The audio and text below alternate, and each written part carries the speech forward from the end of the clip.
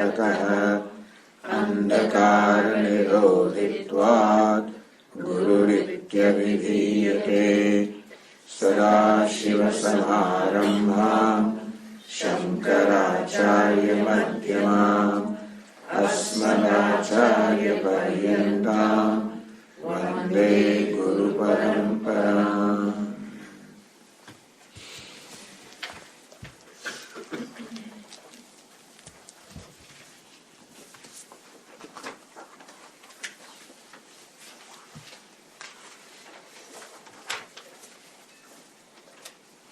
Page 8, passage 13.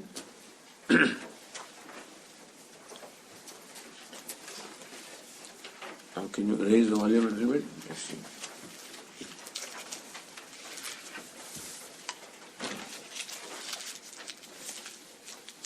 उत्तिष्ठत जाग्रत प्राप्यवरान् निबोधत शुरस्य धारा निशिता दुरत्यया दुर्गम पथः तत्कवयो वदन्ति.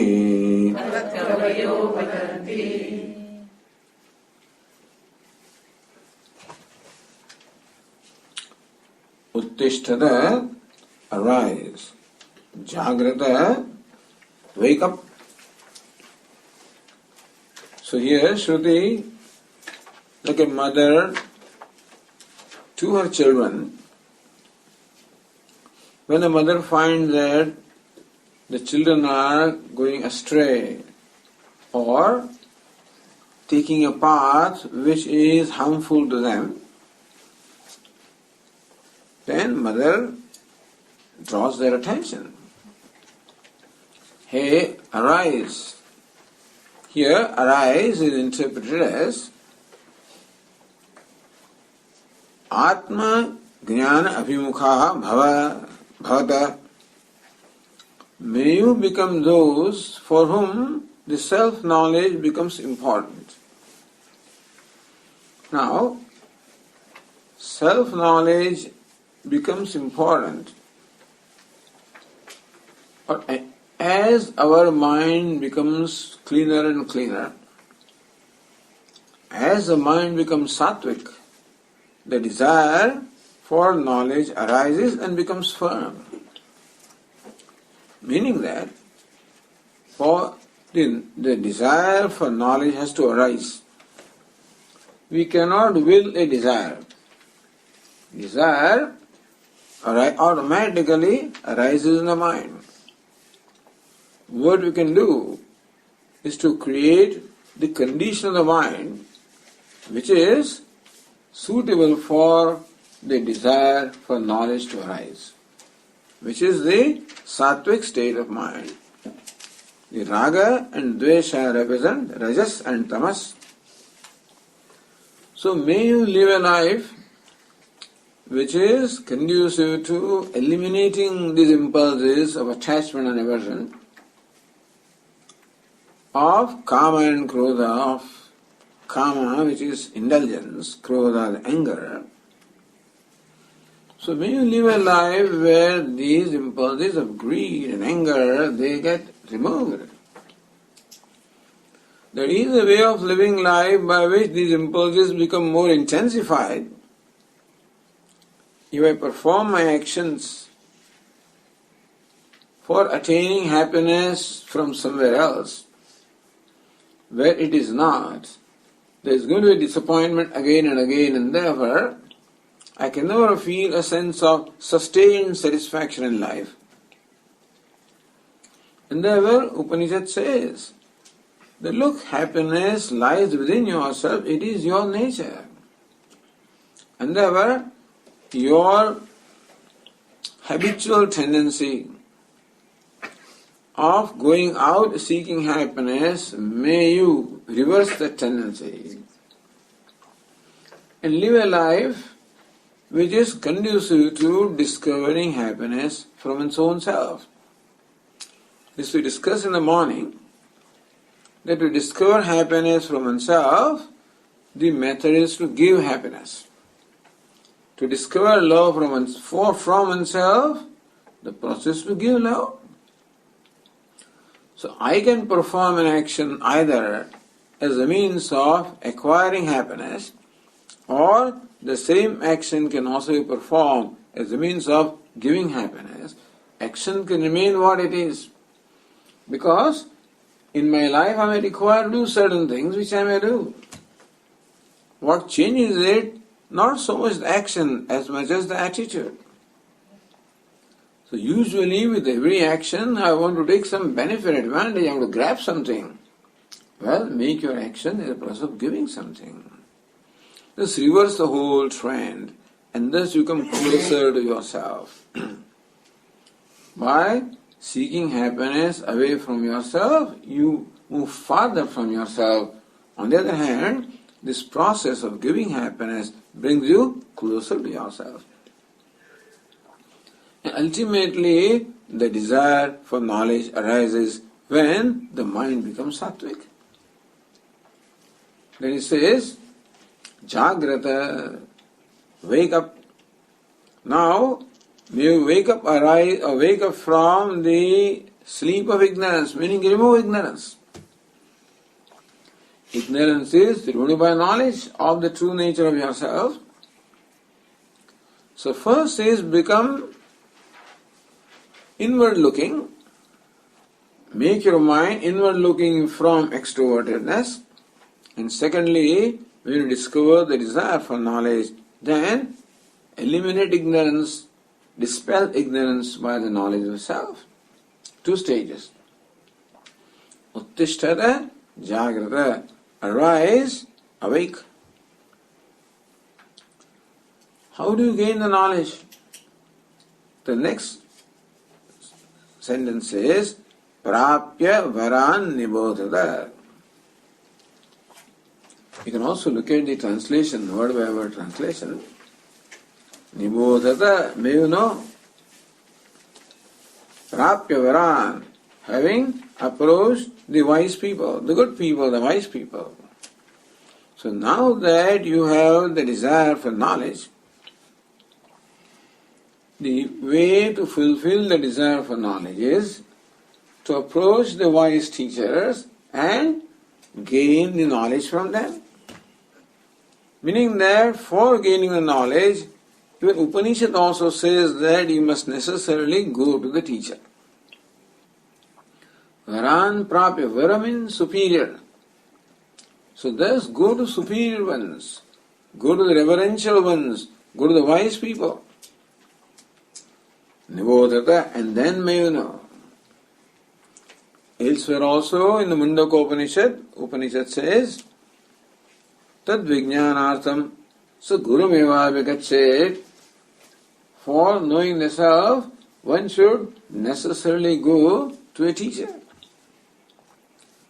What are the qualifications of a teacher? Shrotriyam, Brahmanishtam, one who is well versed in scriptures and one who abides in the knowledge.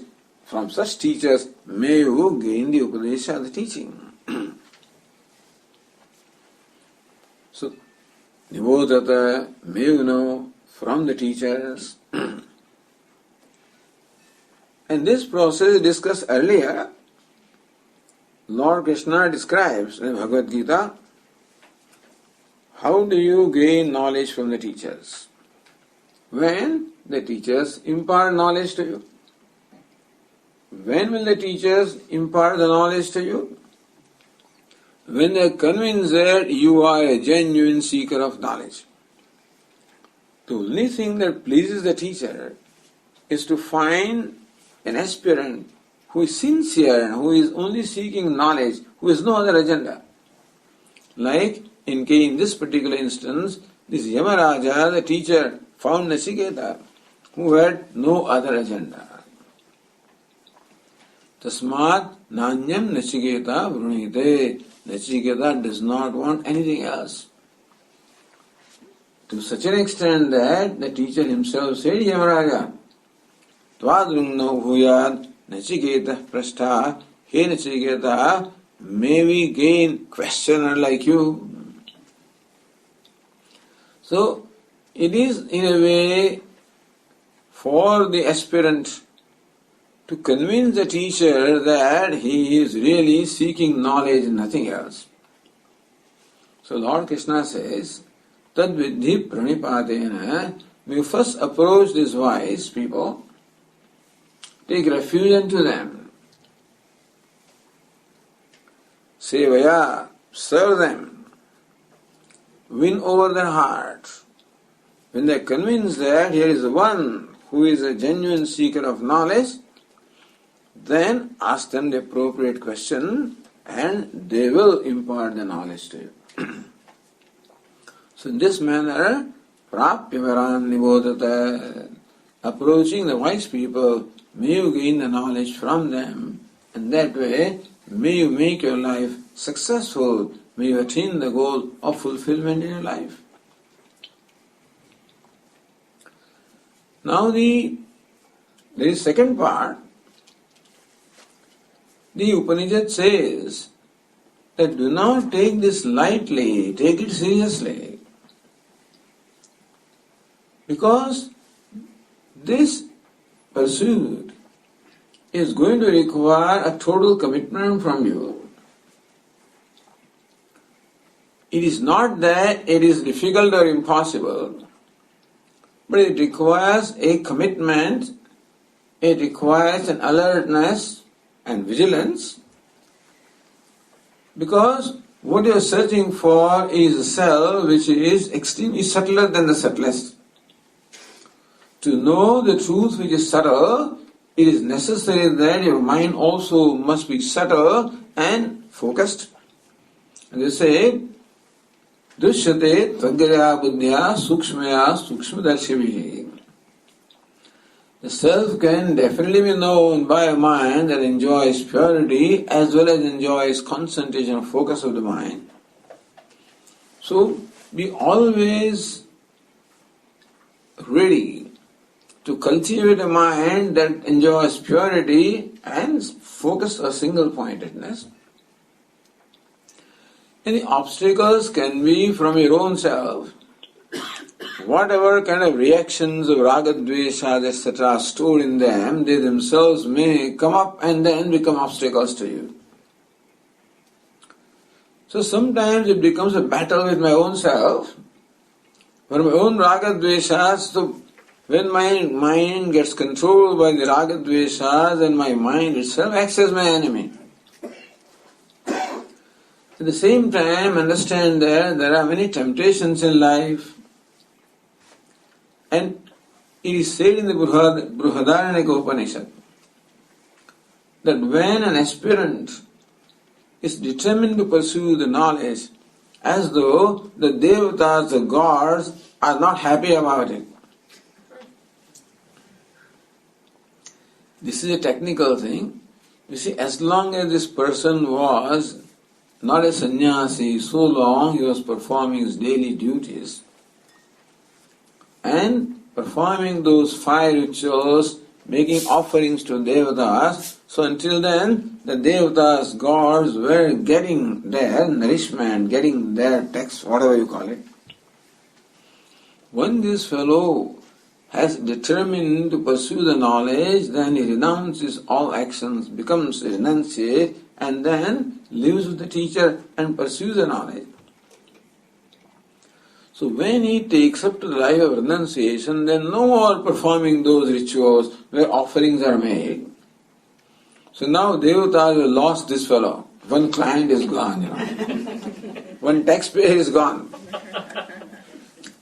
So it is said that way as though devatas do not like, meaning that the aspirants may find that there are obstacles on their paths. And obstacles really are placed by one's own mind, which has built-in temptations, etc., attachments. Just as in case of Nachiketa also. Yamaraja presented many temptations to him of the pleasures in this world and the world hereafter. Similarly, it is likely that temptations may come and thus obstacles may come. But then one should not swerve from one's conviction and one's commitment to the pursuit of knowledge. So, to give an example of what kind of vigilance is required, what kind of alertness is required, what kind of commitment is required. In the second part, the Upanishad gives an example. Surasya dhara nishita duratyaya. Just as a sharp edge of a razor is difficult to tread, so razor and sharp edge of a razor, how it is difficult to tread that, so also this path is very difficult to tread. Meaning that, not to discourage us, but to say that you should be vigilant. And just as you cannot afford to be unmindful when you are walking on a razor's edge, so you should not be unmindful, should not be indifferent, there should not be pramada. Pramada means that the mind gets distracted to some other activities. Inadvertence should not be there. You must have that commitment. Apramatta. There should not be pramada or inadvertence. A commitment is the pursuit of the knowledge. This also is said because the self is extremely subtle and therefore difficult to know, and therefore mind also has to become that subtle. And in that there are possibility that my stored in samskaras or vasanas may become obstacles to me, and I should vigilantly overcome them.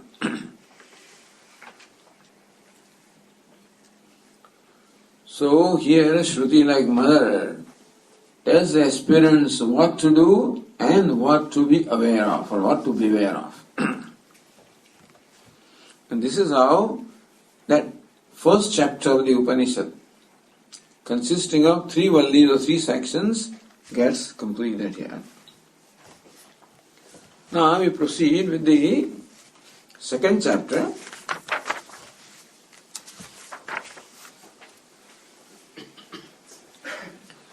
It was said that self or the Atma is seen or known by a mind that enjoys both the subtlety and the focus or concentration. Meaning that we require the Antahakana Shuddhi, purity of the mind, as well as Naischalyam, Nischalata, the concentration or single-pointedness of the mind. So how come we don't have that? Why don't we have a mind that enjoys subtlety, which is free from impurity? Why is it so? Why do we have impurity in our mind? Why don't we naturally enjoy a mind which is suitable for self-knowledge? What is the obstacle? So in this chapter, in the very first verse that we have selected, Upanishad tells us what is the obstacle. That mind must be inward looking, because the self is inward, and then how come the mind is not inward looking? What makes the mind extrovert? So ignorance, of course, is a primary obstacle, and from ignorance comes the identification of the body-mind-sense complex, so this complex is a secondary obstacle. But a further obstacle is there in this pursuit of knowledge, which is the extrovertedness of the mind, the tendency of the mind to be always running out, to be distracted from the self. So what is the reason why the mind gets distracted from the self? So let us read the 14th passage.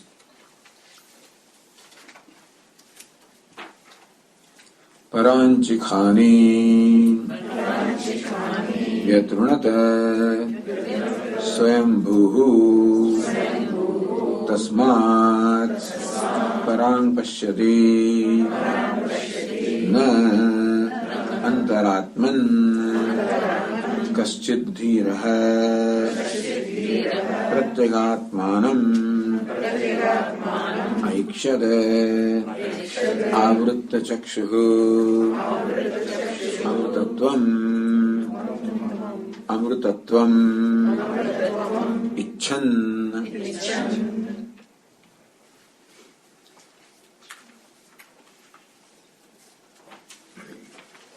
Paranchi Khani. See the translation Khani, the sense organs, Paranchi, the extrovert. So here a simple fact of life is being stated. That we are born with a mind and sense organs which are by habit extrovert. Meaning that our sense organs have a natural affinity for sense pleasures. And therefore, left to themselves, the sense organs such as the eyes, ears, taste, touch, all of these will always search for or wander into the objects of pleasure. The ears have a desire always to enjoy the desirable sounds, the palate wants desirable taste, and eyes want the desirable forms, etc. This is how the sense organs are made. Paranchi Khani. Paranchi meaning extrovert. The sense organs are made extrovert. Meaning sense organs always look out to the objects of the world. This is how they are designed.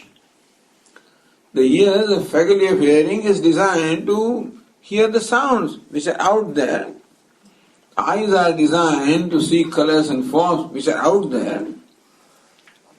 So also taste, tongue, the faculty of smell, faculty of touch, all of these are designed to experience and always look for pleasure in the objects outside. See, it's not only that the eyes see what is outside, but eyes are seeking the pleasure from what is outside. When you say eyes, it means mind actually. It is mind, but the tendency is that if no education is given, if a person is left to himself or herself, then what we find is our mind is always seeking gratification, sense gratification.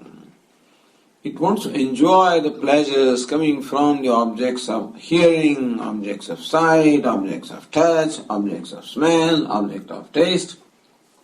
It wants to have wonderful taste, wonderful sounds, wonderful forms, colors. So this is a natural tendency of the sense organs and the mind. This is called extrovertedness. Understand what is extrovertedness. It is not that the sense organs perceive the external objects. It is not, that need not be called extrovertedness, but then there is a conclusion that what I am seeking in life is out there. There is a conclusion in the mind that happiness that I am seeking is in the objects of the world. Meaning that the mind naturally superimposes happiness upon the objects out there. So twofold superimposition is going on. First of all, mind superimposes limitedness upon itself because of the identification with this body-mind sense complex which is very limited. On account of taking the body to be myself, I think that I was born, I'm growing old, I'm going to die.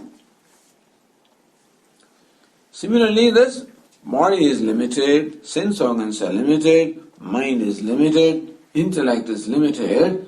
When I identify with them, look upon them as a self, then I always have a sense of being a limited entity.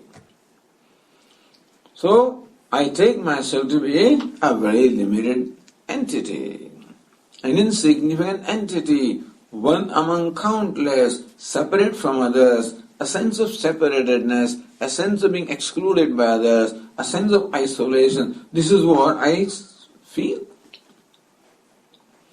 I find that I'm limited in every way, limited knowledge-wise, limited memory-wise, limited power-wise. never, even though I have many desires and many things I want to accomplish, but I don't seem to have freedom to accomplish what I want. In spite of making efforts, there is no guarantee that I will achieve what I want. I have to settle that I may not get what I want. Or I may get what I don't want. So thus I find myself helpless because I cannot control. Only I am controlled, I cannot control. So this is the sense from which I am always suffering. All of this makes me very unhappy. The helplessness makes me unhappy. The dependence makes me unhappy. The sense of smallness and isolation makes me unhappy. So I am an unhappy person. I have to become happy.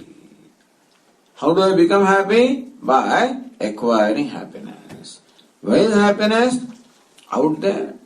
So on one hand, I superimpose unhappiness upon myself and simultaneously superimpose happiness upon the objects and achievements. I think that happiness is in good food, in good sound, in good taste, in good touch. I think happiness is in the achievements of ego, in name and fame and power and wealth. I think happiness is there in objects of emotion, in my friends and family, etc. All of these are looked upon as sources of happiness. Meaning that mind superimposes happiness upon this where it is not. In Vedanta it's called Shobhanadhyasa. Shobhanadhyasa, Ramaniyatvadhyasa, superimposing beautifulness, goodness, pleasantness where it is not. The point is that the only one that is of the nature of happiness is the self. Only consciousness or conscious being can be happy. Happiness cannot be anything that is unconscious. The only conscious entity is the self. Everything else is unconscious, body included, and all the world is unconscious. It is a product of matter, of prakriti, and therefore unconscious. The body feels that it is conscious, but that is borrowed consciousness, which is imparted by consciousness. Like the bulb appears to be glowing, but then that glow is not its inherent, it is something that is imparted by electricity. So things may look like conscious, but then it is not inherent to them, it is a consciousness imparted by consciousness, by Atma. Not recognizing that, I think that the body enjoys consciousness of its own, therefore it is Atma. I think that things possess happiness and therefore I have attraction to them, attachment to them. Attachment is natural for happiness and therefore attachment arises for what I look upon as means of happiness and therefore the attachment. And whatever comes in the way of fulfilling attachment becomes an object of aversion. Therefore my relationship with the world or objects is of attachment and aversion. Either something is looked upon as a source of happiness or unhappiness. Both of these pull the mind away from myself. Attachment also pulls the mind away because of a hope that it will fulfill, make me happy. Aversion also pulls my mind away because I have to protect myself from that. And that's how mind is extrovert. Extrovert means this belief that what I am seeking is out there is called extrovertedness. Not that ears hear the sounds that are out there, but then in the mind, this conclusion that what I am seeking, that happiness is out there, and so not only sense organs, mind go out in search of happiness. This is called extrovertedness. Paranchikhani, this is how God has made them. Who made them? Swayambhu. Who is Swayambhu? Swayambhu means the self-born, meaning Ishvara. So if you look at the first word, Swayambhu, the self-existent Lord, that is an entity which is self-existent, which is not created. Ishvara is the creator of everything, but he himself is not created. Ishvara is the cause of everything, but he himself doesn't have a cause. Meaning that the cause-effect chain ultimately concludes there, Ishvara is a cause, uncaused cause, uncreated creator. So that principle has to be the self-existent, self-shining, self-sufficient is the nature of Ishvara or Brahman. So Ishvara such as that has created everything. And he is independent, meaning that nobody can question him. Why did you make this mind like that? Why did you make the mind extrovert? If Ishvara had made this mind and sense organ inward looking, then they would have been fit for knowing the self, then there was no problem. He could have done it if he had wanted it. Why did he do it? He did it. So the word Swayambhuhu, self-existent, independent, does not depend upon anybody and does not need anybody's permission. He does what he does. He makes fire hot. What? That is it. Sun shining. Meaning whatever nature the objects possess is all imparted by Ishvara. So things are what they are. Including mind is what it is. How is it? It is always looking out. And thereby, as though Ishvara has destroyed these sense organs, destroyed the mind. Not destroyed means what? Sense organs are there, they're not destroyed. Destroyed means that by putting them in a wrong track. By taking them for a ride, that means they will never recognize that what they are doing is wrong. The 10th man is put on a trip by creating in that his mind the idea that 10th man is lost. I am not the 10th man, 10th man is lost, that's enough to make him go round and round. Why is that so? That's what it is. That's called ignorance. So this is a picture of our life. Paranchikhani vyatuna swayambhu tasmat parang pasyadi. Therefore, the mind and sense organs naturally see or look out, meaning they always run out seeking their happiness and fulfillment. When I want happiness, immediately I think of something else. Never think of myself.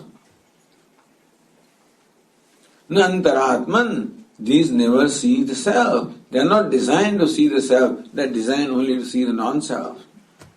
Not only that, but there is a conclusion that what I am seeking is out there, and therefore I never look at myself.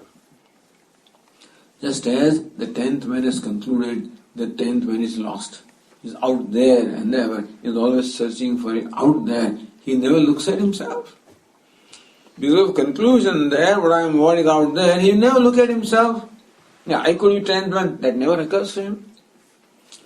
Thus, human being is put on a trip. It's called ignorance, Maya, whatever you want to call it. Maya means that which creates an appearance of what is not there. What is my nature is happiness and creates appearance that I am unhappy. There is no happiness out there and it looks as though happiness is out there. This is a scheme of things. Vedanta calls it ignorance or calls it superimposition, Maya. Does it mean that we are doomed to only suffer? All suffering is caused on account of searching for something where it is not. Searching for happiness in the place where it is not is bound to bring disappointment. So human being is disappointed. It does not matter how accomplished a person is, there cannot be self-satisfaction. I can be a most successful person from the standard of the world. I may be most wealthy and most famous and most powerful, but I cannot be self-satisfied. Because those things cannot generate satisfaction. I can claim I am satisfied, but then it cannot, because they don't have any content of satisfaction. Is there no way? Is this how life is meant to be? No. There is a way out. So second line says, Kaschit dhira, again the word dhira. Upanishad is very fond of using the word dhira. Dhyam rati iti dhira. Dhim is buddhi. So one who possesses buddhi, meaning that one who has the discriminating sense of discrimination, discernment, who can judge what is right from wrong, shreyas from preyas. Meaning that one who can penetrate this whole scheme of things and recognize that there is something fundamentally wrong here. Thus, a contemplative person who thinks about life, who does not simply run after things as other people are doing, but then who takes stock of things and asks himself, as Kathopanishad says, what am I searching for? What do I want in life? A person never stops to ask that question. When I have made so many achievements are there in my life, so many desires are satisfied, how come I still find myself desiring? What do I want? Then he realizes that the desire behind all the desires is to become free from desire. Desire is an expression of lack or want. I want to be free from all lack and want. I want to be free from all limitations. I want to be limitless. This. Who can think of this? A dhira. A person who is a contemplative person, who does not take things for granted, but then who understand them. Kaschit dhira, amrutattvam icchanna, desiring immortality. What is immortality? Immortality means freedom from death. And freedom from death, there are three kinds of problems that we have. Three things we are always trying to avoid in our life. Or three things from which we are constantly seeking to be free from. First is, I do not like death. I always want to push it away as much as possible. One more day. I know this someday is going to come, but still I don't like it. Nobody wants to die because there is a natural love for being, for life, for existence.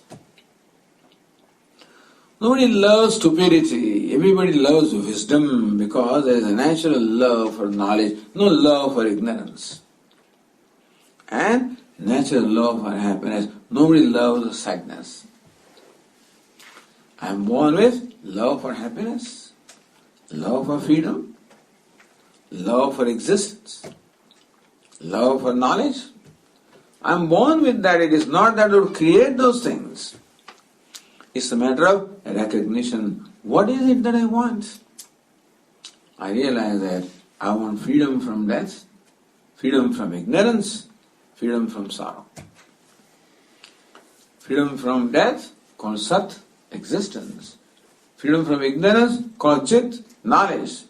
Freedom from sorrow is called Ananda, happiness. So one recognizes that what I am seeking is Satchit Ananda. For that, the word used here is Amrutattva, immortality. Immortality means freedom from death, which also means freedom from ignorance and freedom from sorrow. So, Ichan, desiring that, discovering that this is what I am seeking, that's what a dhira, that's what a discriminating person recognizes.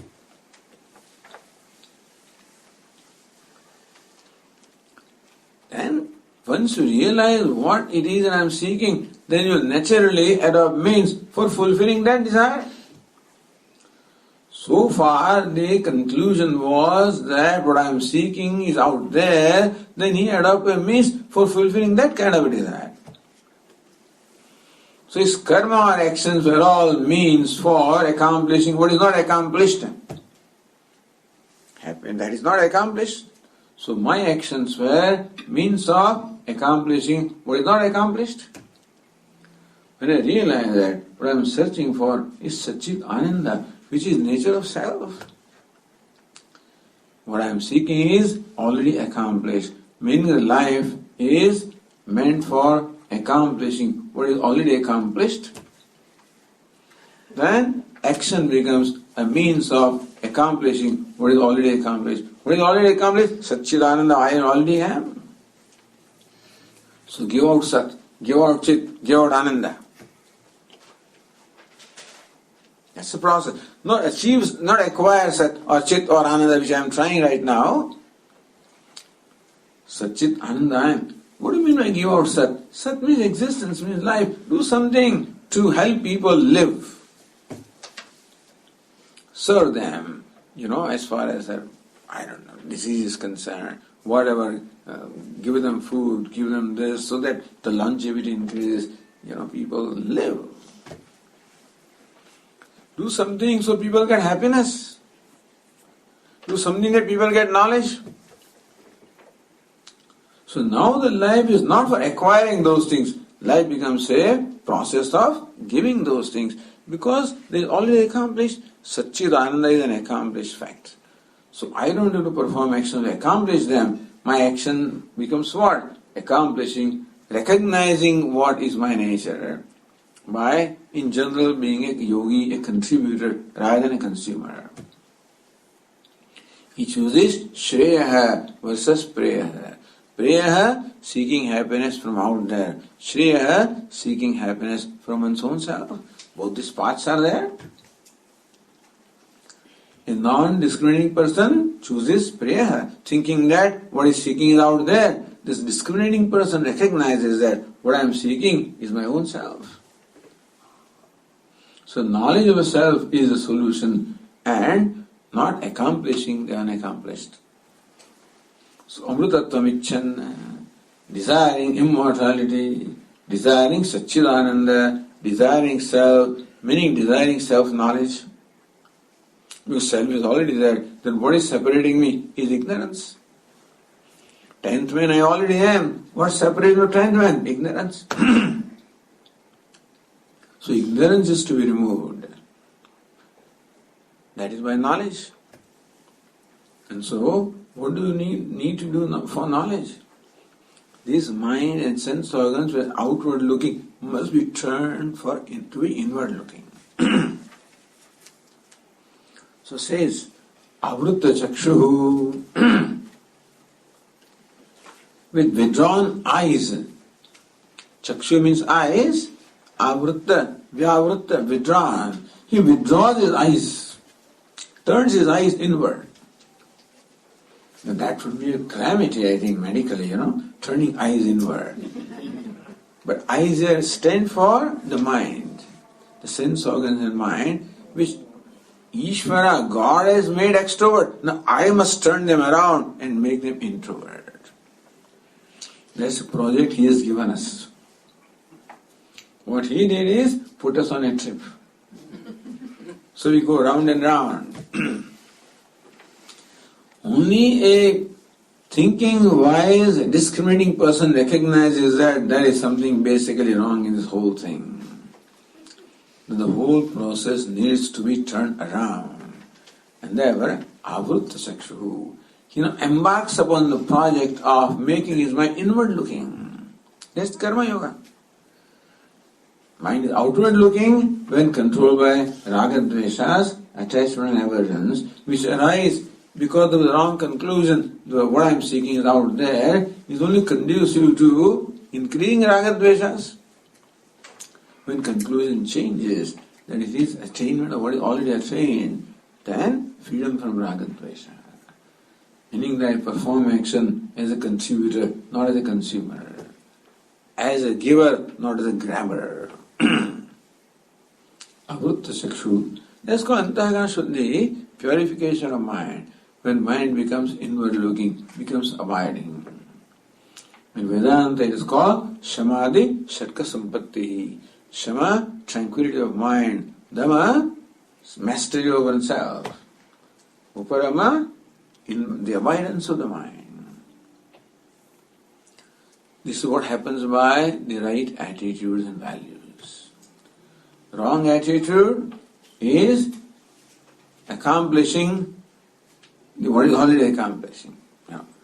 Thinking is unaccomplished. Right attitude, knowing that it is already accomplished. This basic understanding of life will change the attitudes. I'm already wealthy, I don't have to beg. Because it says, fake it till you make it. You don't feel wealthy, but you know that it is there.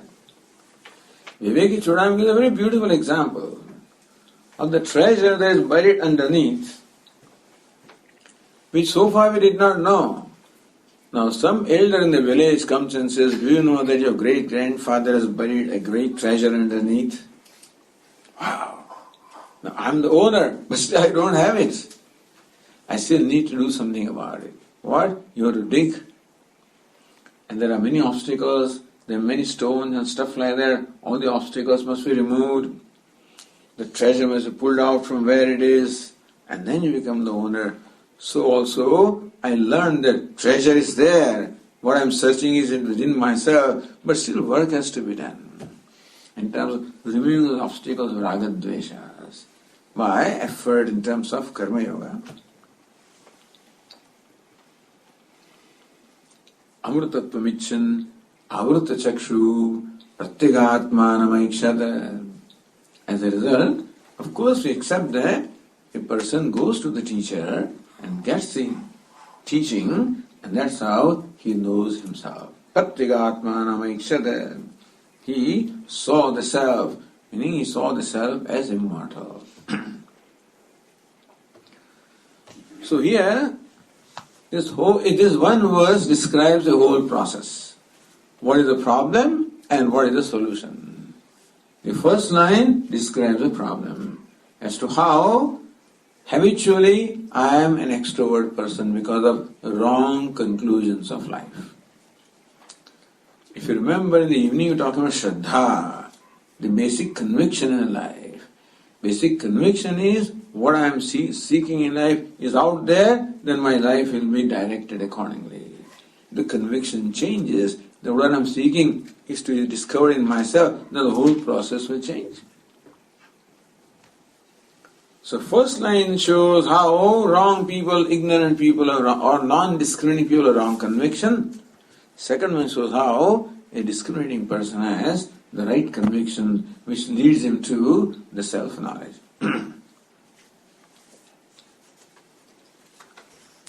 Then the self that the wise person knows, what's the nature of the self? The following verse tells us that.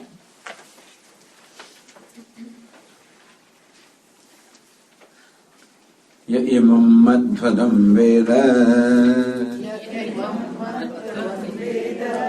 atmanam jivamantika ishanam bhuta bhavyasya natato vijugupsate etadvaitata.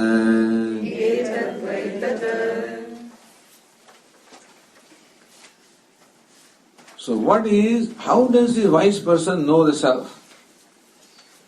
We see that he attained immortality by knowing the self. Amrutattva Vichan, he desired immortality. Atmanam Aikshada, he saw himself, he gained the knowledge of the self. What is the nature of self that the wise person knows? There is everybody's self. And what is meant by gaining immortality? So, both of these we can see here. The first line says, Yayamam Madhvadam Veda. I would like you to look at the translation. See, if you look at the word by word translation, Yaha Veda, one who knows. Ivam Jivam Atmanam, this Jivatma, one who knows the Jivatma, one who knows this individual self, one who knows himself.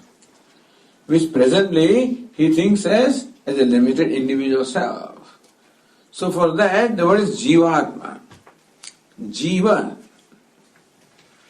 The word Jiva is derived from the root Jiv, Pranadharane, the one who sustains life. Here, I look upon myself as an individual being and sustaining this body-mind-sense complex. So I sustain the body-mind-sense complex because I have an agenda. See, we are all born, each one of us is born with an agenda. To achieve something, to fulfill desires. For fulfilling desires, I require this body-mind-sense complex. To have a desire, I require a mind. To fulfill desire, I need to perform actions. For actions, I require organs of action. They give rise to result for which I require organs of perception.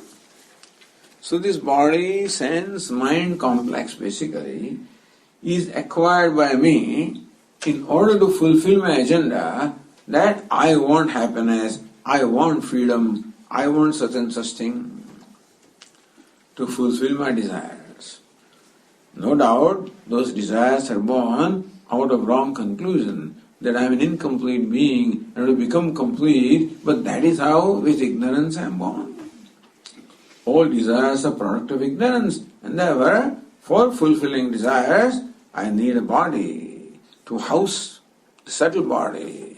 So gross body, subtle body, this individual body-mind-sense complex is what I need in order to fulfill my agenda, right, wrong or indifferent, whatever agenda is.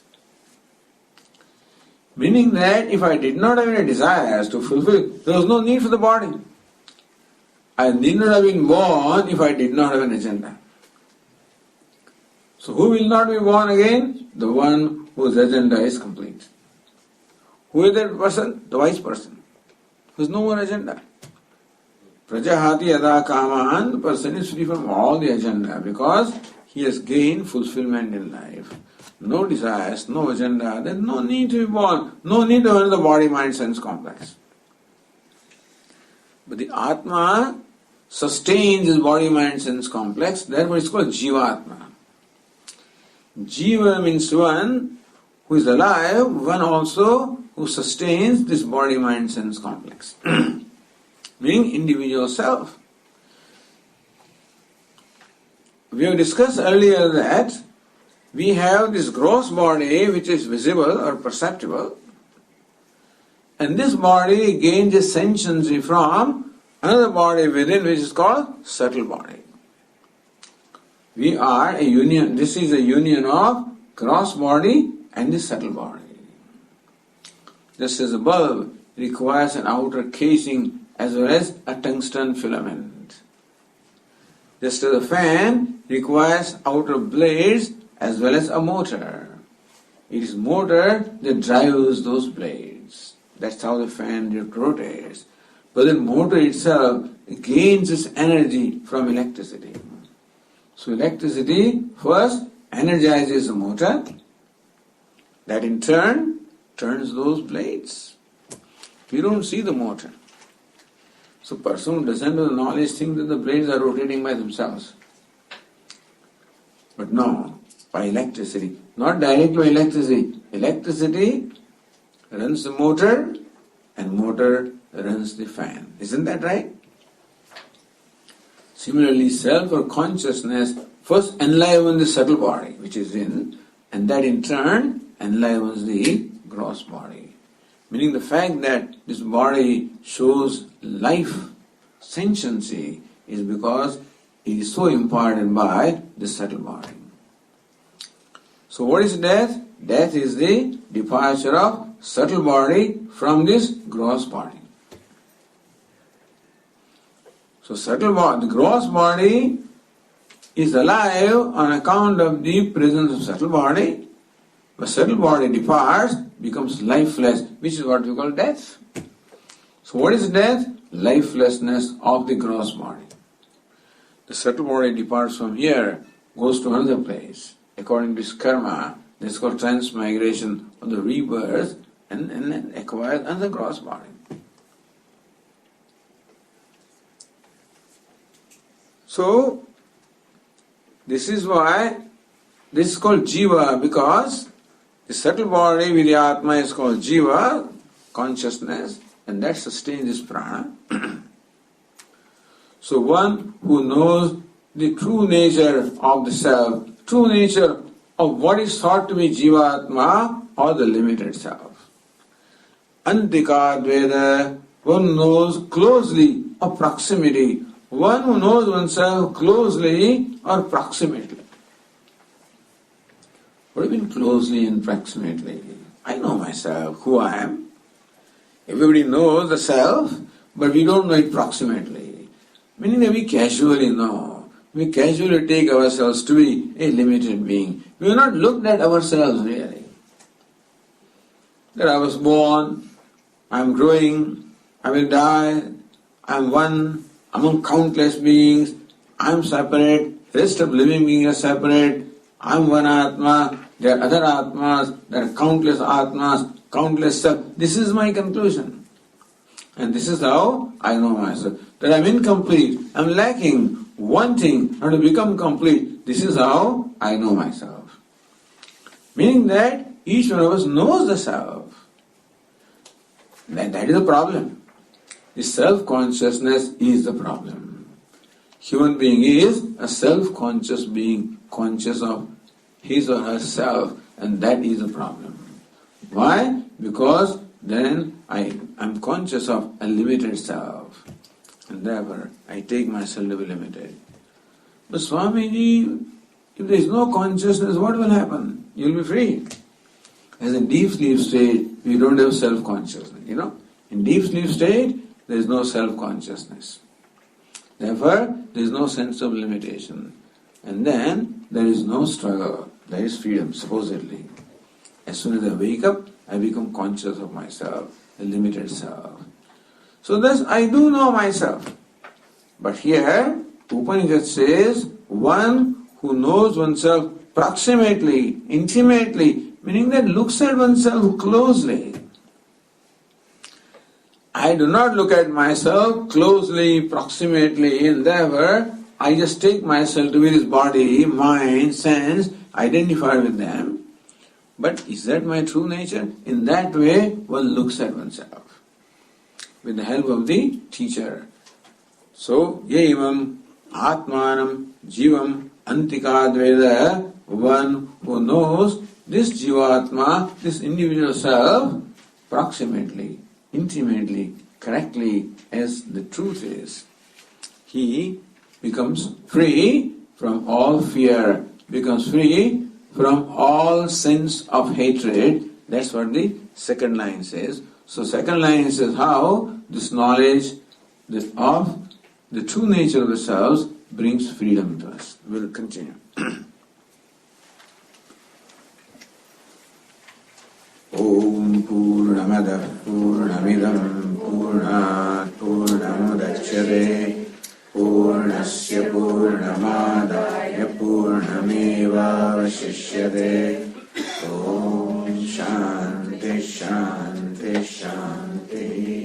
Shankaram Shankaracharyam Keshavam Badarayanam Sutra Bhashya Kritau Vande Bhagavanto Punah Punah Ishvaro Gururatmeti Murti Veda Vibhagine Vyomavad Vyapta Dehaya Dakshinamurtaye Namaha. Om Shanti Shanti Shanti. Hari Om. Shri Gurubhyo Namaha.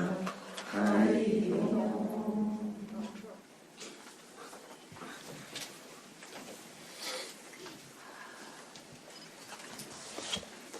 Let us see what is the next.